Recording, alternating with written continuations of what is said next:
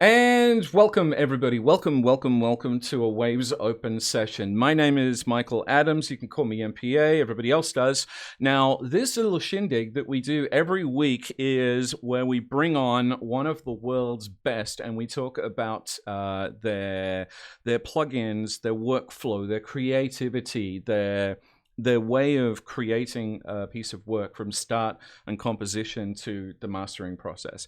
We've had some of the world's best. Today is literally no exception with Ethan Mates, who has mixed some of the world's best. So today what we're going to be talking about is structuring a session. So without further ado, let's please welcome Ethan Mates.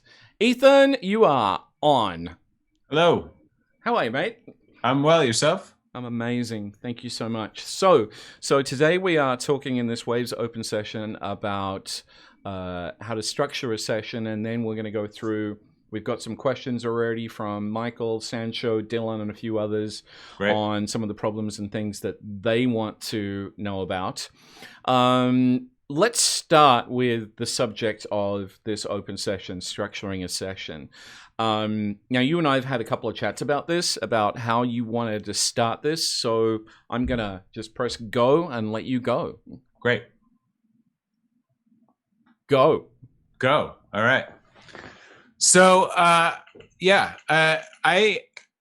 guess starting at the beginning, when I started working on records and all of that, I was assisting in New York, working on a lot of pop music and then dance remixes of pop music, assisting on those. So of course, this is at the time when everything was on consoles. There was barely Pro Tools, and nobody was mixing in the box. So you'd have to spread out, and these pop dance mixes were huge. So even though I don't work on music like that very rarely now, I think that process really helped to inform how I work on stuff to this day. And I still, use a lot of the things that I learned in that era. And one thing that's really, it's sort of a way, it started out as a physical way of working, and then now it also works on the level of, structuring a Pro Tools session. But basically, when you're on a console, you really, you have your center section and then faders on either side. A lot of times it'll be like 24 on one side and then, the thing, and then however many other ones. So you need to have the things that are most important to you clustered around that area, because the further you get, work down the console, you're out of the sweet spot. Right. So you want to have less important things off to the edges that you're not going to deal with as much. So in a session side of things, when we're talking about an edit window, you mean keep everything in the middle rather than at the bottom and the top? Is that what you... Well, no, I'm saying that's thinking about things in that way. And then in terms of just sort of knowing what's going to be the most important things in your mix, and then having them and just really having that right there and starting with that. And then, so it's also both organization wise and sonically, that's going to be your immediate foundation. So it's going to be, the closest thing. Like a lot of times you'll see rock mixers or different kind of mixers, it'll start all the way down here. The kick drum is on fader 1, which is all the way down here. Whereas when you're doing, a lot of the hip hop and, dance EDM kind of mixers that I learned from, you'd have the vocal right here and then the kick drum, and then work out from that. And then that's really how the mix would start too. You'd get the kick, make sure that sounded incredible. We had the vocal, and then start to build outwards. And so that's important sonically and level wise. Okay, so let's take a look at how that works in this Pro Tools session. Sure.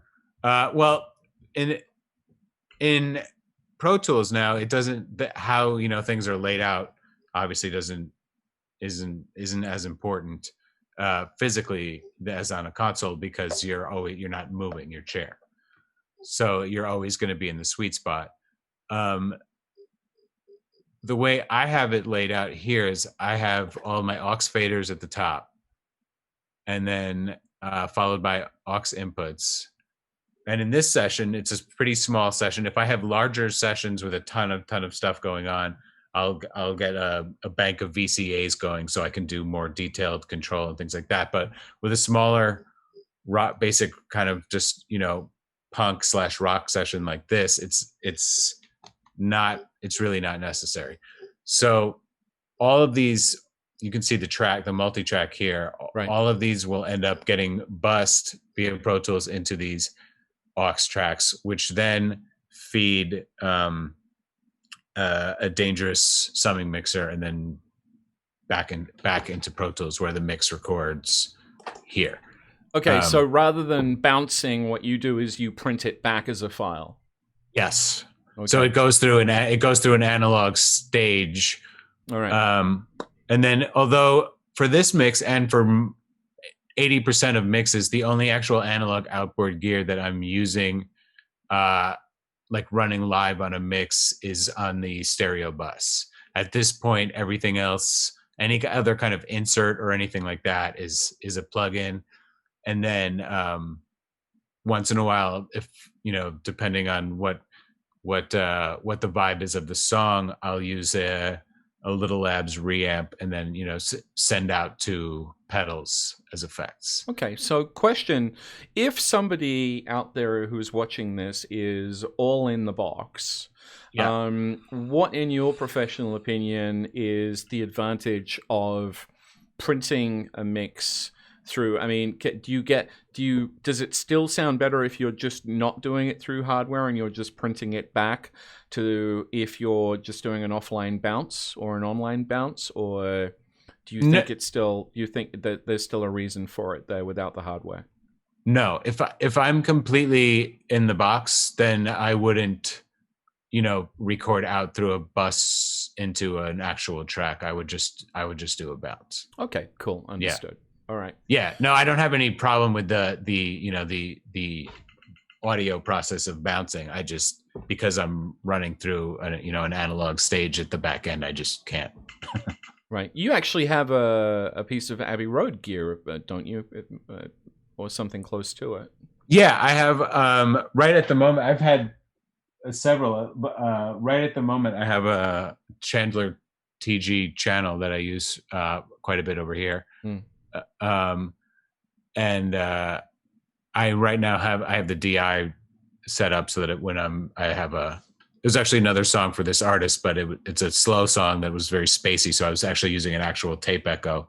And then that was the DI back in. Right. But that's those are great on snares, and they're very like mid forward. All the TG stuff sounds amazing on drums. Even the plug-in version sound fantastic on guitars. I think that whole series is pretty cool. So we've got our auxiliaries. So you go auxiliaries from the top, and then because you're mixing currently through a piece of hardware, you're printing it back. But it's cool if you weren't, you'd be happy with the bounce. So is the mix through what you call your master channel? The mix through, I print the mixes. The output of the summing mixer feeds a Burl converter. So the output of that Burl converter feeds this mix through track. It's the input here. So you can see Bomber. Right. And then that's a bus out into this print track. And basically all that does is I will have some kind of limiter or something on there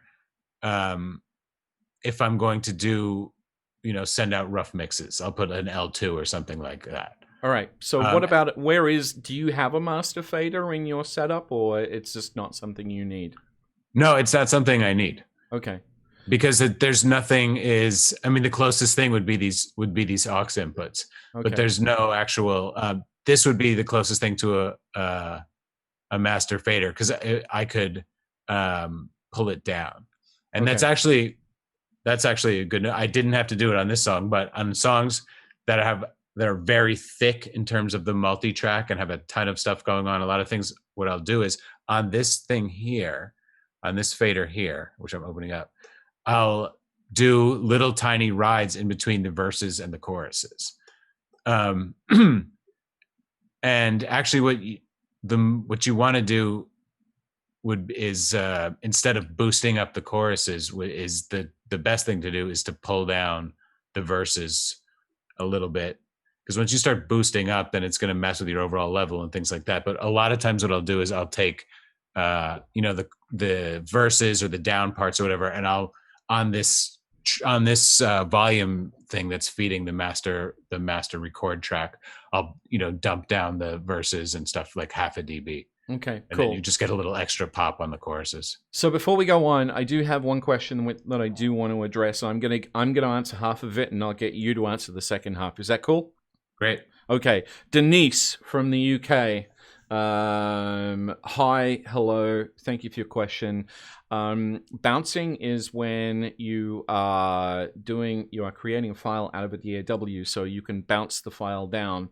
You can either do a real-time bounce, where you're listening to the track, or you can do in Pro Tools and a few other DAWs, you can do what's called an offline bounce, where it does all the processing, and within, depending on how long the track is, within 20 seconds, it's done. Now, as into the other side of your question, which is, I'm new to mixing and recording, so forgive the inane question. It's not inane. If you didn't ask it, then it would be inane. What is bouncing and what is printing? Ethan is going to tell you what printing is. Sure. Well, printing, is just a term that goes back to using actual analog tape. But it basically means you're doing actually recording something, as to just generating a file. It means that you're pressing record and recording a file in real time, whereas bouncing is just a completely, well, I guess recording is a digital process too, but it's you're creating a new audio file. Bouncing is completely internal, and I generally don't do offline. I just because I'm old and don't trust it. I'm sure it's fine, but I usually bounce in real time, just because I like to, double check. No, that's fine. Double check, triple check. I mean, one of the other beautiful things about... sorry about that. That's all right. It's I press play on my session every time I pick up my coffee too. So one of the beautiful things about digital that I love and I hate at the same time, because I also came from analog, was the fact that now I have all these nearly unlimited, sometimes, numbers of undos that we didn't have on tape, and you don't have on tape. How much of your analog days have you dragged into the digital world where you've kept that? Have you kept any of that? Okay, I need to commit a certain amount of the sound that I want while I'm creating and structuring my session, so that it's not hard on mixing out? Yeah. I mean, certainly, I still do a lot of work tracking. And I like to get it as close as possible to what it's going to sound like. Sometimes, you just know that you're working so fast that there's going to have to be stuff, done to it. But I think, I'm a big fan of printing effects. If you get something really cool that's going on, I don't like that hard and fast rule of like, oh, you can't print it. You have to record this dry or things like that. I think if you have something that's inspiring to you and it's really you're playing the part with some kind of reverb or echo that's informing your whole thing, then you should just record it. Right. And it should be a thing. And I think likewise too. I mean, and again, this comes with experience, where that something is, if you're wishy-washy about something, then yeah, maybe leave the option for somebody else. But for me, if I'm combining two microphones, like, I'm going to record them together down to one track. Right. That's a pet peeve of mine, when I get a session and there's 3 different microphones for one source, and it's just like, get a blend that sounds great, and that's it. You're already with Pro Tools, there's already so many options. You have to, I think, make, you have to be conscious about making some decisions and not just like leaving everything until later, because then you just have a huge mess. That's one of the things about Strike. That's one of the reasons why I wanted to talk about and do one of these about how to organize a session, because I think a lot of people who are starting out can get to a point where they feel like they're digging themselves into a hole. Yeah. Now, this session, and I want you to play a bit of it for us if you can in a second, so people Sure. can hear what it sounds like and hear how full it sounds. You already mentioned you don't think there's many tracks in this, and from a professional point of view, there really aren't, but it sounds big and fat, which is why I want to then go through it and work out how you've structured it so that we can really give people some help. So, Ethan, mate, press play and let's give them a bit of a tease on what this sounds like. Great. Here we go.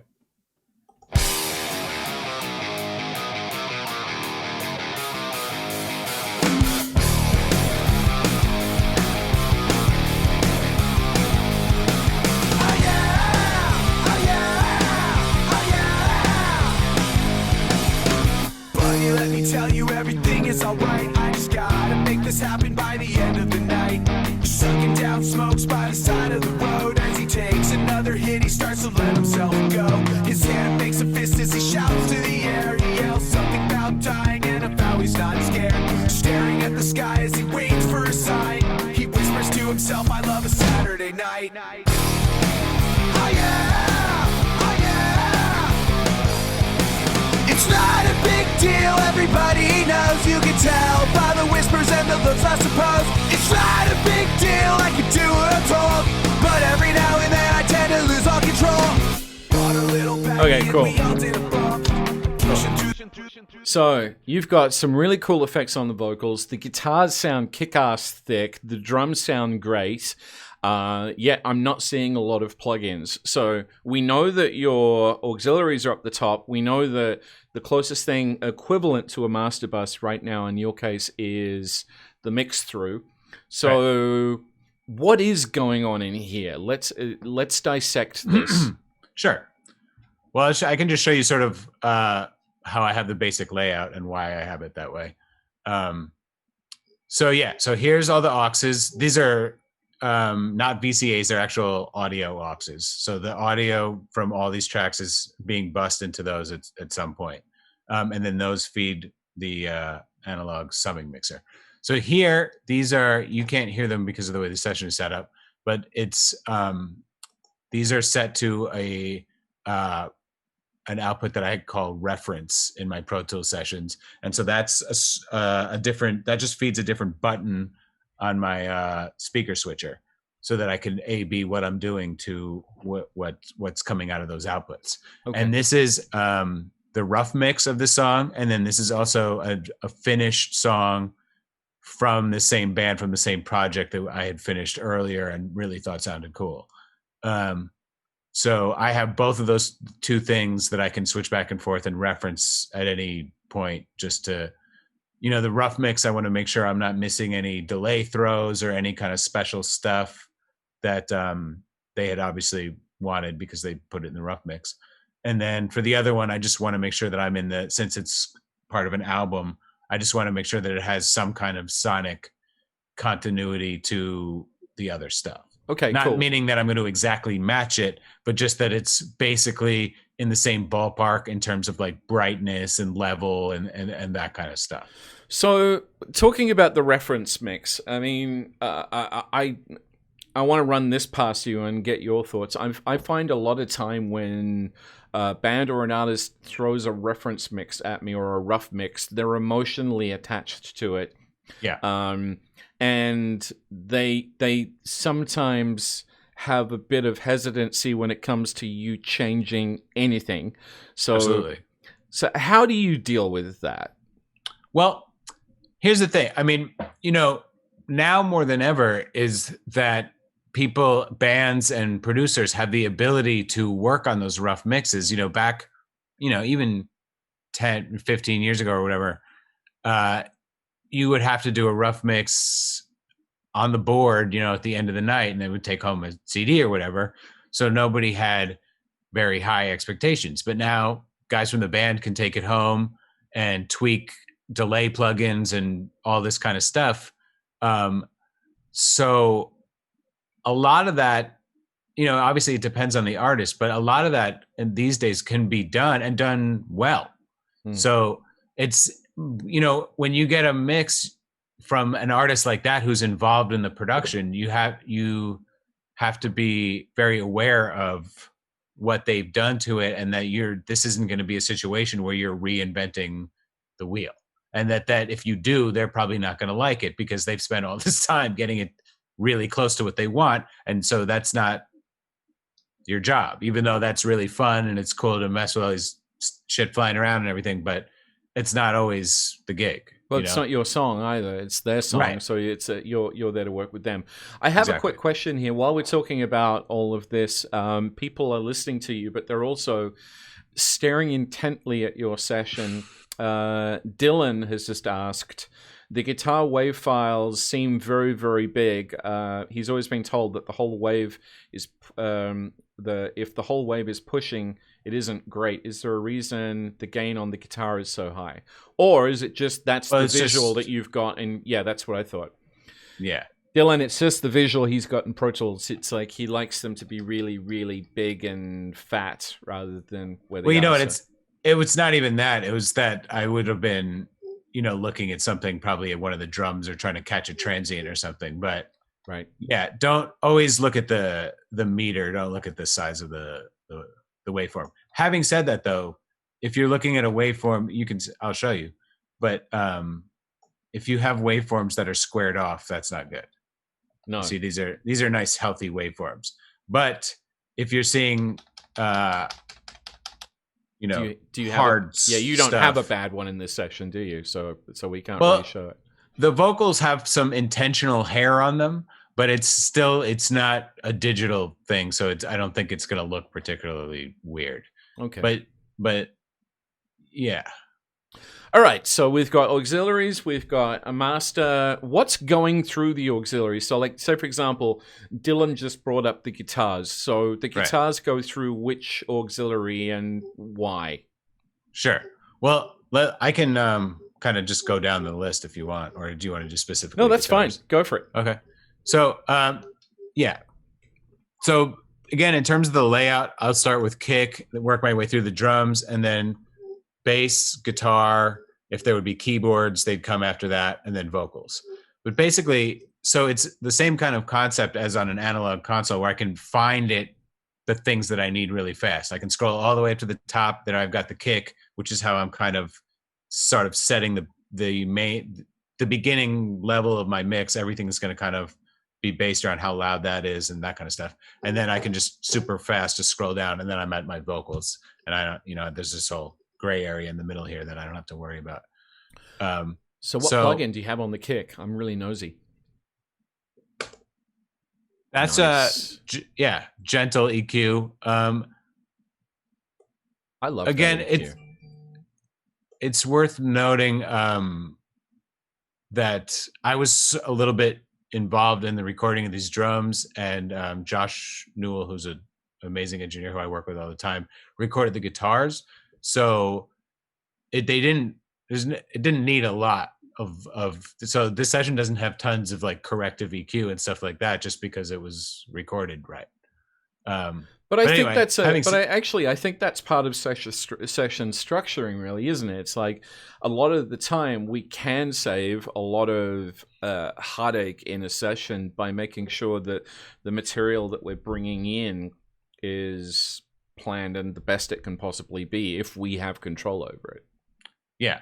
And also, this is a whole other kind of topic, but this stuff has all been properly edited and consolidated and labeled, and it's like perfectly mix prepped. Whereas if you get something that has a schmillion chops and pieces and missing crossfades and this and that and not labeled and disorganized, just as a mixer, if you open something up like that, you're just right off the bat, it's kind of a bummer. But you open up something like this, obviously somebody cared about it, somebody put some work in. It's appreciated. Right. Yeah. No, absolutely. Okay, so we've got HEQ on the kick, and the drums are going where? So kick. There's these three kick channels. There's kick. Then there's a kick sample that I put in, which I can play you later, but it's subtle. It's not. I don't replace drums. I'm just supplementing a tiny bit. So then that goes to its own aux. The snare, same thing with the snare. There's a little bit of a snare blend in there, and then the 3 snare tracks go to their snare. Then the racks, the toms here, occasionally I'll have go into their own subgroup depending on how much processing. These sounded really good. I didn't need to do much, so they are going into a drum subgroup with the overheads and the rooms. The rooms have some treatment on them we can mess with later. Bass goes into its own, analog thing on the summing mixer.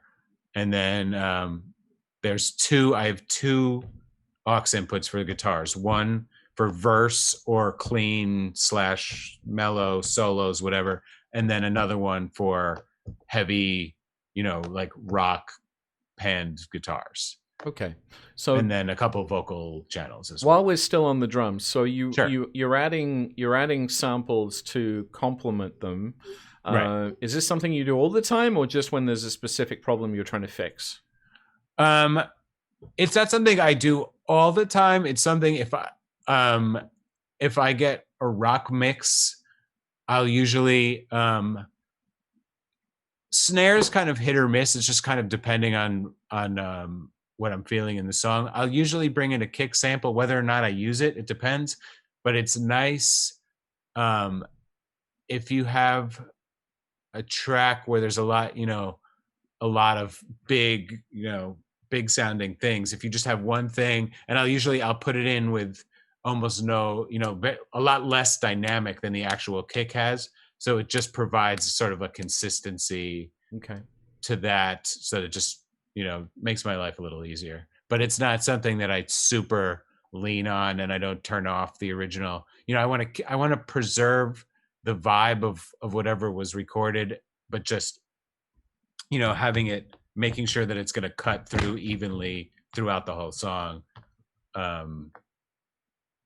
So the kick, the samples will get used pretty lightly. All right, beautiful. Let's go on to the snare. So I see a plugin on the snare that I think is going to be a Renaissance. Yeah. Yes. Move it left a bit, please, sir. It's right under your face. Absolutely. There we go. How's that? Now, this, my friends, is one of my favorite plugins. You can use Arvox on pretty much anything. This is a super flexible plugin. Wouldn't you agree? I would, and actually, I'm not even using the compressor. I'm just using the gate in this case. That's one of the things. This gate on this plugin is amazing. I use it on kicks. I use it on snares. I use it on getting rid of bleed in between vocals sometimes, even when I'm not using the compressor. This is an awesome plugin. Yeah, and it's really easy. It's simple. It doesn't have 90 controls, which in this case is great. I don't always... gating the snare is not something I automatically do, just in this particular track, because there's a rim shot in the verses, and it just sort of like it cleaned it up just a little bit. Was just what I needed at the time. But I wouldn't, as a matter of course, automatically start gating drums. That's not like the go-to move. Is not to start automatically just gating all the sound of things. It's like, especially with live drums. Again, this is a whole other topic, but the interaction of the mics and sort of the bleed and stuff is really what makes a lot of that sound really cool. So don't just automatically take every track and start tight gating it and making it into a super close mic and stuff. There's got to be a reason. I think that's one of the things that folks that we're always going to tell you is make sure that you know why you're doing something before you actually put it on. Never put it on just because somebody else did. Okay, so we've got those going into. I'm assuming your snares are going into their own bus. Yes, and then that stuff all comes up here. Okay, so is there any processing on that? Yeah, well, on these, I have I just use I have this Console 1 channel strips, which they're not a lot going on. I'm mostly just using it for the channel drive. But one thing that I do with these is using the filters. because and that's another thing that's important, that's really important with getting levels and working on a mix too, that doesn't get talked about a lot, is the filters. And I came from mixing on a G series console, which has they have really nice filters, and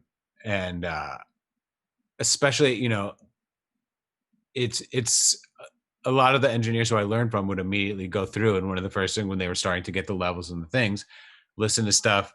Okay, there's really not going on anything that I can hear going on. Let me sort of sweep this filter until I can start to hear it and back it up. And then you're getting rid of all this sort of rumble and junk that you're not going to hear or use right off the bat. And that's going to let you mix louder, because you don't have all this gunk taking up space on your stereo bus. So, and really that would be the first step. And I kind of do it here in an analog console, as you're just sort of getting the song going, is put things up and start to just get basic filters going on. And then you can sort of get the level of your kick drum, and then build around that. So that brings up a question from a very long question from a gentleman by the name of Michael, who's a huge Linkin Park fan, loves your mixes. What he's basically asking is, when we're producing tracks more along the lines of, for instance, the Lost in the Echo mix, sure, for a pop artist, would you say sometimes parts are laid out more strategically and with intention of a certain vibe and effect? He says he knows Max Martin is known for crazy layers that equate to big track summing, but the overall sound sometimes is so huge or has lots of vibe. For producers who are shooting for this, could you talk a little about this kind of process and what you think might be around it? And would love to hear your take on getting that kind of sound. Sure. And again, that's appropriate because we're talking about filtering, but it's when you have to make room for all that stuff. So you sort of have to, in your head, even, I've seen people do it on a piece of paper, sort of almost have like a priority list of like, what are going to be, I think are the coolest pieces of the song? What am I going to feature? When am I going to feature it? And it's a lot of times you're like, these strings are really awesome, but it's also kind of in the same thing as the pad. So maybe at this part I can pull the pad down and bring the strings up, and things like that. It's really, the more tracks you add, the more surgical kind of EQ and stuff that you're gonna have to do to make everything fit. And you have to really figure out, in a track like this, there's not a lot going on. And so it's like you got these guitars that take up a ton of space, but it's great. But, if this was, say, a Linkin Park song and there was a bunch of synthesizers and things like that, you'd have to be going in and like really carving notches out of the guitars and then boosting other things. And it's really becomes more of like, you have to kind of figure out, it gets a little more mathematical. Whereas within that, your creativity of mixing, you have to be thinking about like, well, if all these are this frequency level, then I'm going to have to figure out a way of making this synth heard at this frequency level. And then these are going to be up here. And it's more of like a big painting kind of thing and making everything fit. Otherwise it just turns into a mess. And what kind of volume are you mixing at to get that judgment on those frequencies? I mix I go back and forth. When I'm normally mixing, I mix at a pretty decent volume. But having said that, I always go back down to oratones, really quietly on oratones. And that's to me, will immediately tell me if I'm too wet, if one element is way too loud, and it'll sort of bring you back to earth, because you're mixing on speakers that you like and you've got it kind of going kind of loud. It becomes fun and you're into the song and everything, which is great. And that's part of the process, but you can also get too into it and then not being clinical enough. And then you put it on the oratones and be like, oh, wow, that snare that I thought was so cool is like 4 dB too loud, right. Things like that. But yeah, and I think also, just to go back to that sort of creating a gigantic mix, I think one of the things that people maybe now don't take as much into account as before, because so many soft synths, keyboards, everything, even some guitar fractal kind of things, everything prints, or everything, it has a stereo output. Right. And so a lot of times you just get, every track in a session that you get to mix is going to be a stereo, be a stereo track instead of any mono tracks. And I've seen a ton of times people just sort of leave everything at full stereo. That can create some phase issues amongst other things. Yeah. And it's also really boring. Yeah. And it's, to me, sort of playing with that panning and being very careful with your panning really informs a lot of the sound. And one of the things I really try, you can't always do it, but one of the things I really try to do is have elements that are playing during the choruses or the big part of the songs, and I try to have that be the only time when it's full stereo, when I have things playing full 100 left and right. And then it's not drastic, but then when I go back into the verses and all the first parts, I'll have here. So I have a question. Sorry, go ahead. Yeah. No, don't be sorry. While we're talking about levels and things, Jose just asked. He said, "I can't blast speakers because of the neighbors. Do you have any tips for mixing in headphones?" I don't have tips, except you need to take a lot of breaks. Because I have to mix in headphones when I'm doing those Chili Peppers things and everything like that. Right. On the side of the stage, I'll have to do mixes in headphones. And I had to learn the hard way that you have to really chill with the volume and the amount of time that you're doing it, because I would be competing with stage volume and I'd be rocking out, and then, get to the backstage area and I could hear, you could hear the ringing, your ears feel crazy. It's not good. No. So I would say that you have to be very careful about volume and the amount of time that you're spending wearing headphones. Headphones are dangerous. Yeah. Also, I like headphones. These ones, actually, I'm wearing some Audio Technicas now that are awesome. Yeah. And I do use them. I just don't like them. With the caveat, you have to. No, I like them. They're useful, but it's just you really have to be careful. Jose, to add to Ethan's answer, we actually have a couple of really cool plugins called with NX, and then NX Abbey Road Studio 3, which gives you a simulation of a room in headphones. That helps a bit with ear fatigue, and also it gives you a lot more judgment when it comes to where the frequencies are when you are mixing in headphones, because you don't want to piss off the neighbors. So you can find that on the Waves website. So, okay, Ethan, let's go back. So we've talked about the auxiliaries. We've talked about you've got your kicks and your snares going through their own auxes. We've talked about we're putting a bit of color and a bit of filtering. What's next? Cool. Well, next is, the overhead tracks and the room tracks and everything. This is also ties into the panning that we were just talking about, because a lot of people will have their drum overheads and rooms and stuff panned far wide. And a trick that I actually learned by watching, I believe it was a Linkin Park video, and it was just a behind the scenes of them mixing with Andy Wallace. And so this would have been like 2002 maybe.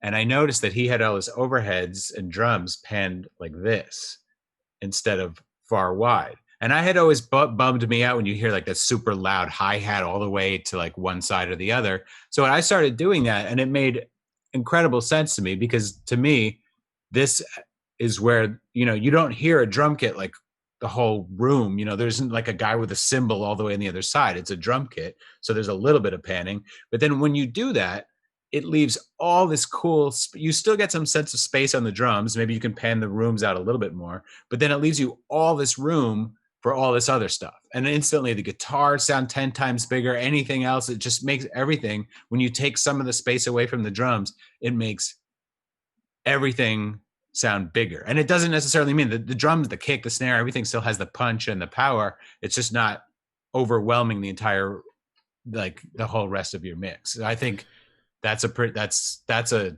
tip that I would advise people to give a shot. Right. Okay. Beautiful. So what kind of processing are we doing on the rest of the drums? Cool. Let's check it out. So on the toms are just a little bit low level, so I just have, Avid trim, bumping up the gain a little bit, and then I have Waves, the E channels. I love this plugin. Yeah, and you could see, filtering.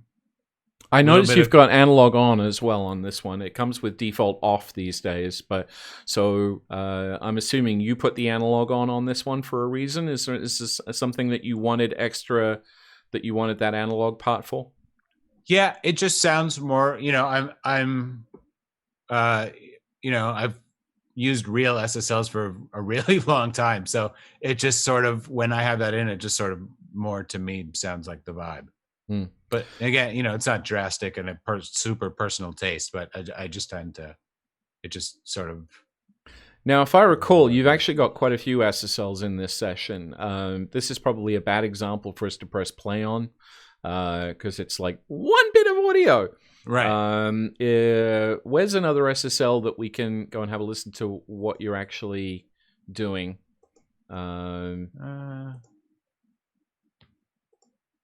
I don't know. That might be. I think That's those might right. be the only ones in the session. That's right. So let's have a listen to what this is doing on the bass TI. Oh, okay, great. So here you go. You want me to solo it?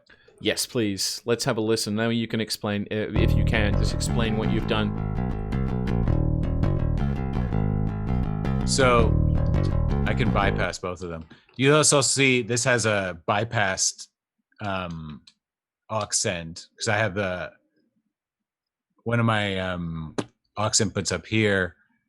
I can show you is it's a subharmonic thing. In this case, I have the kick going to it a little bit, and I didn't need it for the bass. But I'll have an aux input with a subharmonic. In this case, the submarine, in case I need to just boost up the low end on this. And again, in this, everything is big and there's a lot of room for everything, so I didn't really need to do any kind of like artificial. Can you bring that back up for a second?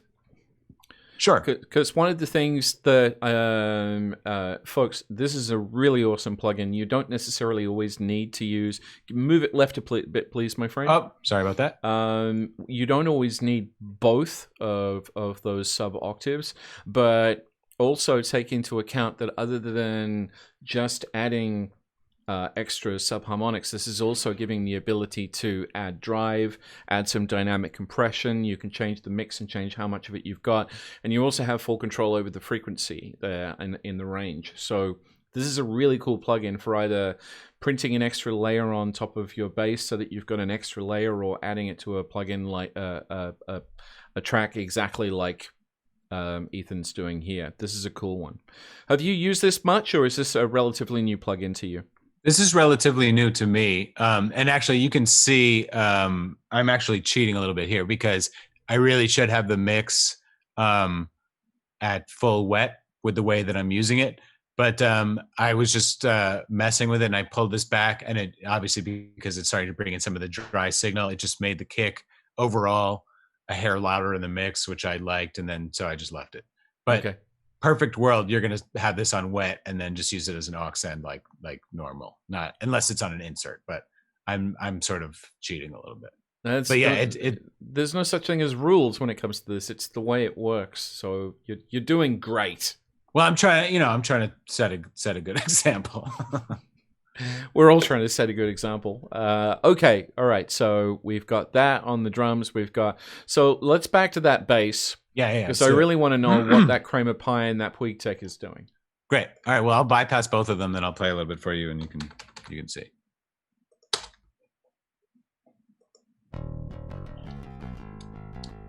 Nice bass.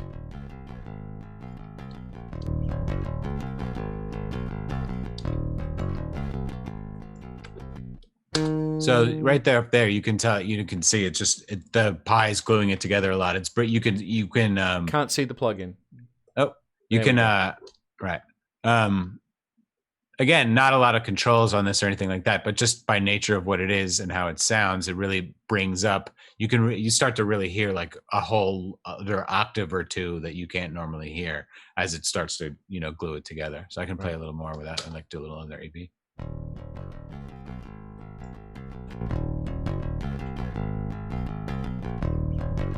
I can hear that.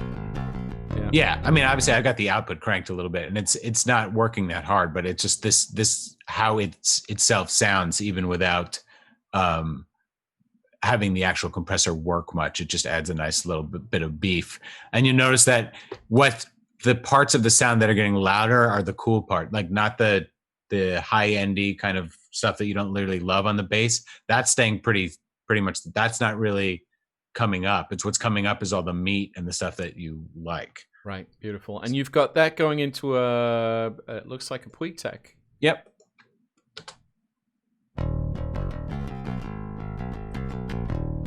There we go. So that's doing some pretty heavy lifting there.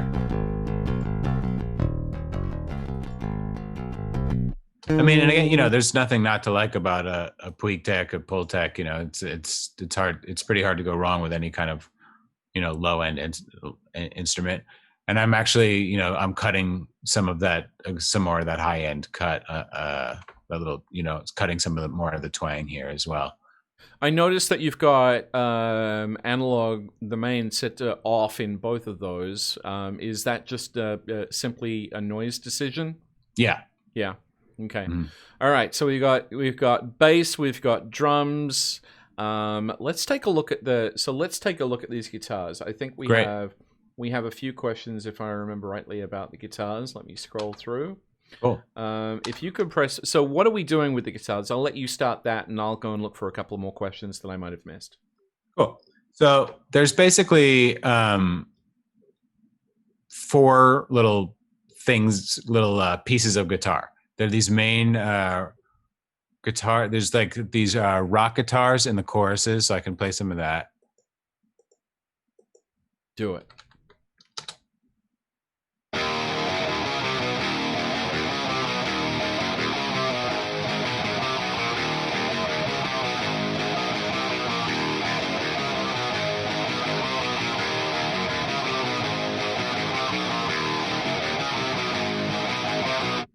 Then there are. You'll notice, folks, that Ethan is using the comments section to great effect here. So that, again, is part of keeping your session organized, is making sure that you know what the hell everything is.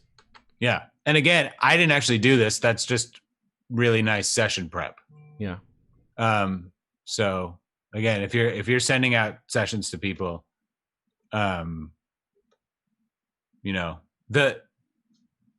the better you can do that too. And it just, all that kind of stuff, organization, it just makes you a better engineer. It's just good housekeeping. It's good to have your mind working like that and just making sure that everything's getting cataloged, everything's getting organized, everything's getting labeled right. Because, if you get sessions where it's just like all the tracks are labeled audio this, audio that, there's things missing, there's bad pops and clicks. It's just, it's not a big community. It's you don't want to be like the guy who's doing that. No, that's bad. No es bueno. Yeah. And even if you're just doing your own stuff, you're your artist, you're doing it yourself. It's just the better organized, it's like you may have a session that, you do a song and then it gets shelved for a year and you have to go back and look at that Pro Tools session and you want to be able to open it and just be like, oh, okay, cool. Yeah. All right, great. Okay, so these guitars are really stereo, and I'm seeing virtually zero processing on them. So, what's the secret to getting that kind of big fat sound? Use real amps and microphones when you're recording guitars. Excellent. I'm noticing some panning as well. Yep. Well, these are hard panned. These are in the verse. I'll play you them now. So they're obviously, like I was saying, versus things don't get hard panned. So even if what I can do is because they don't overlap. So I'll play these going into the other ones and you can see what I'm talking about.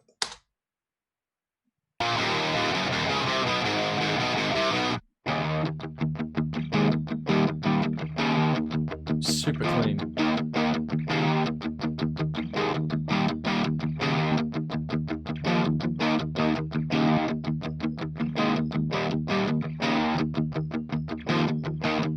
And these guitars literally have nothing on them. I have a little bit of tiny bit of filtering and an R axe, which I can show you on these big guitars. Renaissance axe, yes. Yep. Show us. Great. So these I'll play. These are going to be the big guitars here. So.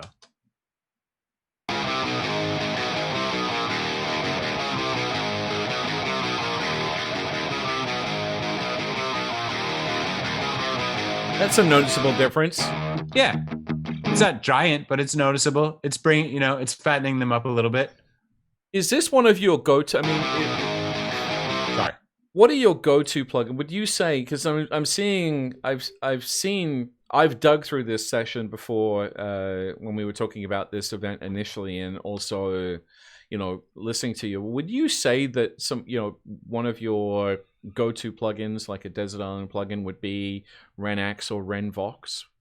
Renvox for sure. I mean, they're both great, but I use Renvox on everything I've mixed since even long before I was in the box when I was mixing. Let's bring it up so people are reminded what it looks like. You're talking about Renvox? Yeah. Okay. I think you've actually got it on the lead vocal. Yeah. Yeah. Oh yeah. Absolutely. Yeah. So the thing I always love about this plugin is the fact that it's literally 3 faders, so you can't really mess it up, and it's like a swan. It's really elegant on the surface, but there's a ton going on underneath. This plugin is definitely not just a vocal plugin, as you've obviously worked out as well. Well, for me, what this really works great at is actually reining in the dynamics of a thing. And then I can use something else after it to add character and whatever kind of vibe. Like in this case, I have these on all of the vocals, and then I'm following them with the what is it? The CLA 76, and that's smashing it and adding all kinds of crazy grit and character and stuff. But I always like to rein it in first with the RVox, and that way I can really it's much easier to use the other kind of vibe compressors to taste if you have to worry about them actually doing their job less. So if you're sending a signal into an 1176 that's already been kind of reined in and doesn't have crazy peaks and stuff, then you can really dial in how you like your vibe settings, and then they'll kind of stay the same. You're not going to have to constantly keep messing with the 1176 and automate it or anything like that. So it's sort of the same with the RX too. It's very clean. It's just helping with level control without really adding a lot of character, and then you can use other things for character. So for me, like in 76. terms of like exactly. Can you bring that back up on the screen, please? Sure. Thank you, sir. Lovely. Okay, so I'm going to be nosy. So you've got, you're around 24 on input. You're pumping the output at 12. Your attack, interesting. And you've got analog off again, and you're in Blackie mode. Yeah. And you're using 4 ratio right now? Right now, yeah. Yeah. Is that where you tend to go with this? Is this another one of your plugins that you use a lot? It depends. A lot of times these vocals were recorded with a lot of compression and intentional, like a little bit of gain and stuff like that, but it was done intentionally. So a lot of times to end up with a sound like this sounds like, I would use the 4-button in trick. Right. so that it's really super, very audibly going nuts, compressing. But because they sort of like tracked it how they were hearing it, I don't really need to. It already has that vibe to it. And with these vocals, these are doubled over, right? So is that's kind of like most of the stereo effect is they doubled them. Did he sing it again? Yeah. It's doubled. Yeah, the verses are doubled. In this case, the verse vocals are hard panned, which isn't necessarily like something that I would do right off the bat, but it was something that the artist did, and it was based off of a creative idea that they had, which actually sounds really cool with the way that the guitars are and everything. So again, not something that if it was me just getting it without having a conversation with the artist, I probably would have put him here. But because he was like, this is an important piece to me, I think this sounds really cool, I was able to, move the guitars around and have other stuff so that it still has these really cool stereo lead vocals in the verse, but then still can get big in the chorus. Right. Okay. So can we have a listen to the vocals and with that processing so we can hear what it's doing and maybe do a bit of an A and B? Sure. And again, when you're listening to these, I can play you the verse and the chorus. Remember that these were recorded like intentionally with an overdriven preamp. Right. So lest anybody think that like one of the plugins is messing up or anything, that's not the case. Buddy, let me tell you everything. I love the sound of these vocals. I think between your processing and their recording, it's a great combination. Cool. Thank you. Yeah, it's cool. It has a vibe, So like I said, they're confident in what they were hearing, and it was like, I think this is the vibe for the song. So great, let's record it like that. Awesome. And it's great. Right. I support that. Buddy, let me tell you everything is alright. I just gotta make this happen by the end of the night. Sucking down smokes by the side of the road. As he takes another hit, he starts to let himself go. His hand up makes a fist as he shouts to the air. All right, can you bring the plugins up while we're playing? Sure. Which yeah. So we've got Arvox, and that's going into the 76. It's a really nice combination. Yeah, that's a pretty go-to for me for like rock kind of stuff. Buddy, let me tell you everything is alright. I just gotta make this happen by the end of the night. Sucking down smokes by the side of the road. As he takes another hit, he starts to let himself go. His hand up makes a fist as he shouts. So one of the things I'm noticing is there's a lot of low end that's come out of these vocals. Did they pull that out or did you pull that out so it fits better with all of the really pumpy guitars and the bass, or was that just the way they recorded it? It's a combination of both. They were meant to have a sort of thin kind of vibe, and it's not supposed to be like a clean kind of thing. So yeah, that was part of the vibe. Okay, was to have them on the thinner side. So one of the questions when it comes to a complete mix, but seeming as we're getting down into the end of that one, is Sam says, Sam said, is it a good idea to mono the lower frequencies on a complete mix? Also to keep low frequency instruments such as kick and bass in the center of the stereo field? Yes, absolutely. And yeah. And if you look at people like Jason Joshua and people who are mixing serious hip hop mixers, that's a big part of it. Will be messing with like getting those subs and that's kind of stuff mono, and then messing with the crossover of where that happens, and it'll be different for every song. But certainly, yeah, I am a big proponent of having the low end information be mono. Yeah, right.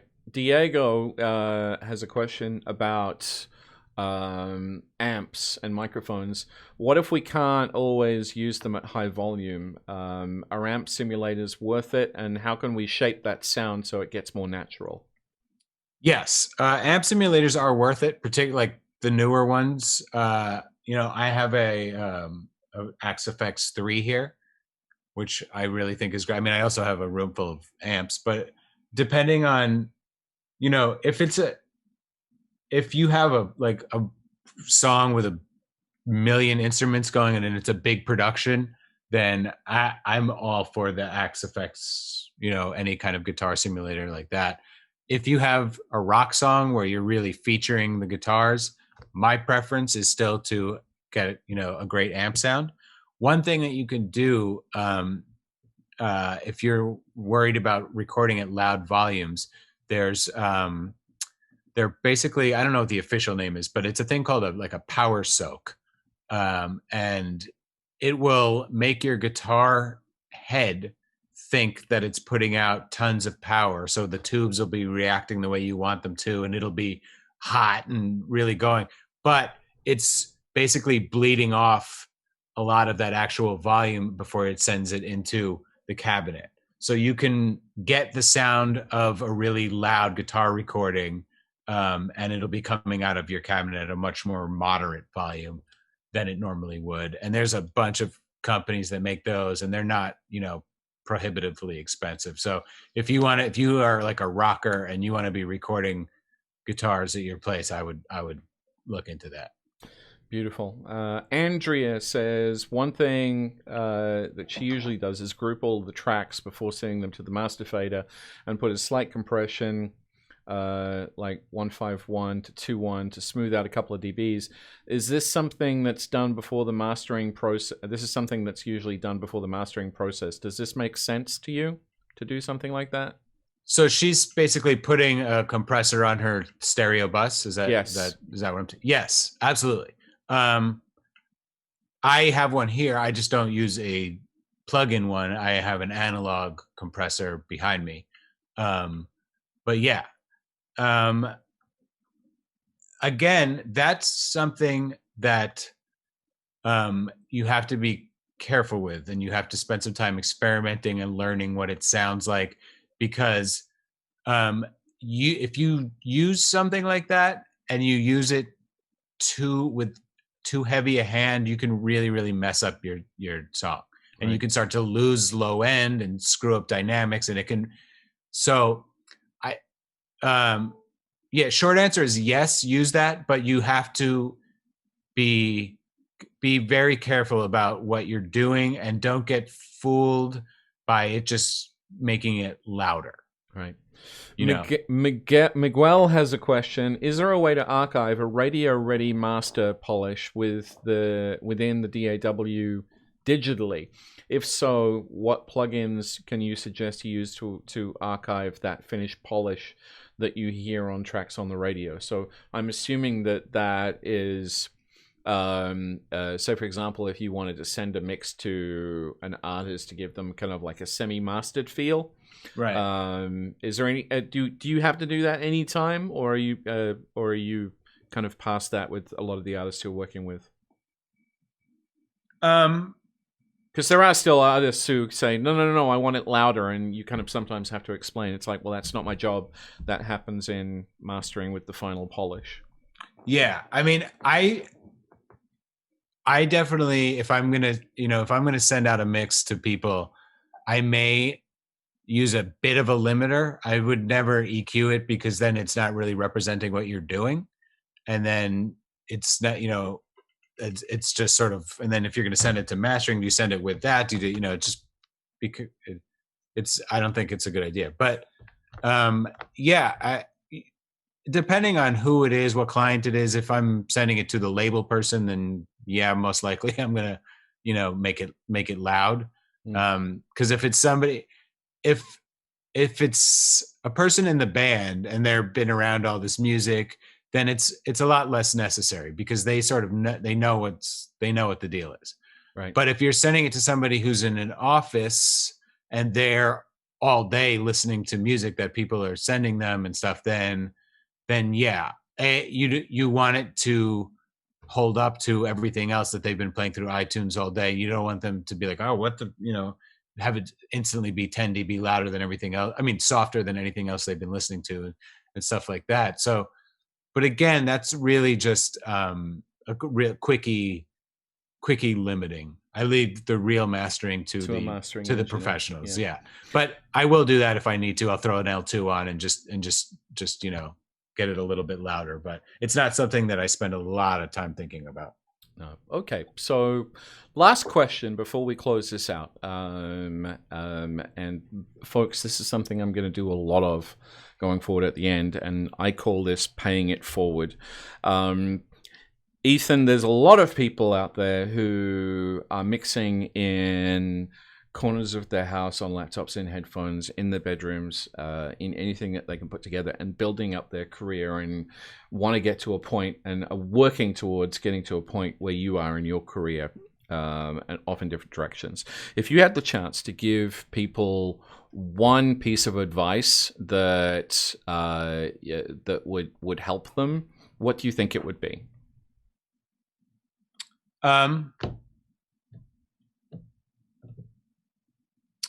Wow, that's tricky.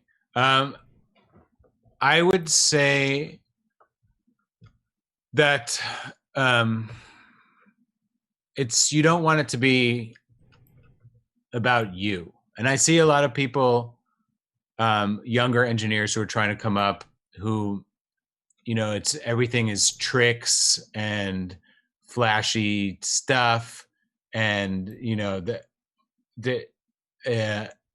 it just seems it seems like a lot of times there's the fundamentals are missing, and then so you end up with a lot of sloppy stuff, and then and it's like, yeah, it's great that when you go to track a session, you have 19 different aux inputs and you can have 14 different delays going on and stuff, but your vocal is clipping and this is distorted and I'm missing 3 audio files and things like that. And I think learning those habits of, like, as soon as you get to, showing up to a session an hour and a half early, getting a template that is going to work, making sure everything is tested. It's just like, if an artist is if you're mixing, it's one thing, but if you're in the room with an artist, you never want it to, if you're doing your job as an engineer, you never want it to be about you. Like, you want it to be seamless. You never want to have anybody wait for anything. If there's any instruments that are in the room, they should be plugged in. You should have a level. You never want to have an artist sitting around waiting for you to do something. And if they can just be creative and never have to stop or be impeded by anything that's your fault, then you're succeeding.